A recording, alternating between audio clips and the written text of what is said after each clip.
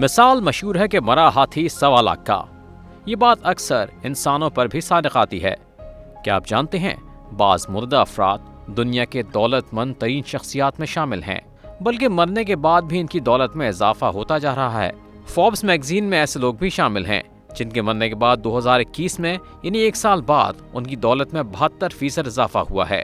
مر کر مال بنانے والی شخصیات میں سر فہرست ہیں JRR Tolkien, Lord of the Rings اور ہابٹ جیسی فلموں کے مصنف۔ جی ہاں، ٹولکن 1973 میں انتقال کر گئے، مگر ان کی لکھی ہوئی فلموں کے کاپی رائٹ سے آمدنی کا سلسلہ جاری رہا، جو کل ملا کر $50 کروڑ بنتی ہے۔ ناول پڑھنے والے Charlie and the chocolate factory سے بخوبی واقف ہیں۔ برطانوی مصنف روالڈ ڈال کا ناول سونے کے مول بکا، مگر ان کی وفات کے بعد۔ جی ہاں، 23 نومبر 1990 کو ڈال کینسر سے انتقال کر گئے۔ 2018 میں نیٹ فلکس نے ان کی کمپنی کو $684 ملین دیے اور ان کی کہانیوں کا پورا ذخیرہ خرید لیا۔ نیٹ فلکس نے روالڈ ڈال کی کہانیوں پر شاہکار فلمیں بنائیں، جنہوں نے مجموعی طور پر $1 ارب کا بزنس کیا۔ اس ساری صورتحال میں ڈال کی کمپنی فوربس کی نظروں میں آئی۔ انہیں سب سے زیادہ معاوضہ دینے والی مردہ شخصیات میں شامل کر دیا گیا۔ مصنفین کے بعد ذکر کھلاڑیوں کا۔ باسکٹ بال کھلاڑی کوبی برائنٹ، جو 2020 میں چل بسے۔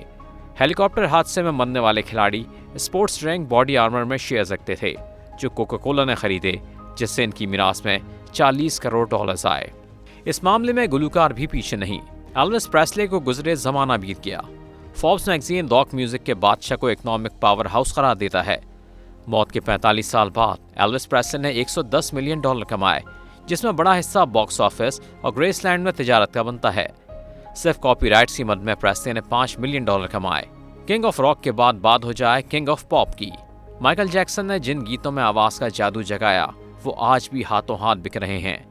25 جون 2009 میں وفات پانے والے گلوکار کی بعد از مرگ آمدنی $7 کروڑ سالانہ بتائی جاتی ہے۔ ڈیوڈ بووی کا میوزک بھی مرنے کے بعد مقبول ہے۔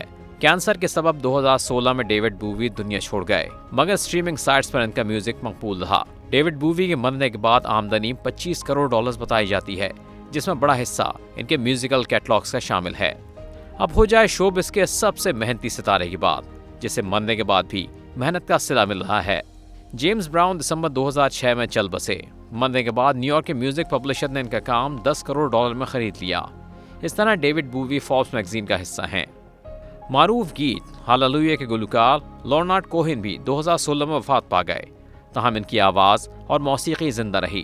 ہاللویا جب جب گایا جائے گا، لورنارڈ کے لیے $1 کمائے گا۔ بعد از مرگ وہ اب تک $5.5 کروڑ کما چکے ہیں۔ انگلش سنگر جان لینن 8 دسمبر 1980 کو قتل کر دیے گئے۔ جان لینن امن کے پیامبر تھے، مگر قتل ہوئے۔ اس کے باوجود ان کی موسیقی آج بھی زندہ ہے۔ بیٹل میوزک ایک زمانے میں دنیا کا نمبر 1 بینڈ تھا۔ اسی کی بدولت ان کی آمدنی جاری ہے، جو $1 کروڑ 60 لاکھ بتائی جاتی ہے۔ ایک اور موسیقار جارج ہیریسن کا میوزک بھی امر ہوا۔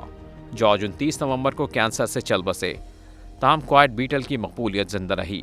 مرنے کے بعد جارج ہیریسن کی آمدنی $1 کروڑ 20 لاکھ بتائی جاتی ہے۔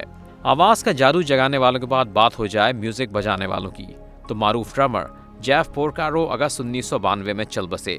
وہ پلیٹینیم سرٹیفائیڈ گیت افریقہ کے معاون مصنف بھی رہے۔ انہوں نے مائیکل جیکسن کی سب سے مشہور البم تھرلر کا میوزک بھی ترتیب دیا، لہٰذا ٹوٹو بینڈ کے لیڈر کے کام کو بھی خریدار ملے۔ مرنے کے بعد جیف پورکارو کی آمدنی $2.5 کروڑ بتائی جاتی ہے۔ ایک بار پھر واپس آتے ہیں مصنفین کی جانب، تو ڈاکٹر سائس 1991 میں وفات پا گئے، تاہم کی تصانیف زندہ نہیں۔ The cat in the heat کے مصنف موت کے بعد $3 کروڑ 20 لاکھ کما گئے۔ کامک کریکٹر چارلی براؤن سے سب واقف ہیں، مگر بہت کم لوگ جانتے ہیں کہ اس کے خالق چارلز شولز تھے، جو سن 2000 میں وفات پا گئے، مگر کاپی رائٹ سے آمدنی جاری رہی، جو $40 لاکھ ہو گئی۔ بعد از مرگ کمائی کا سلسلہ امریکہ تک محدود نہیں، بلکہ میکسیکو تک طویل ہے۔ معروف گانا نویس یوان گیبریل نے 60 ملین البمز کے لیے 18,000 گانے لکھے، جو آج بھی کما رہے ہیں۔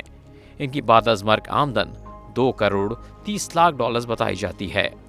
مسٹر ڈاکیومنٹری چینل کو سبسکرائب کریں اور ہاں، بیل آئیکن کو دبانا نہ بھولیں تاکہ نئی معلومات آپ تک بر وقت پہنچے۔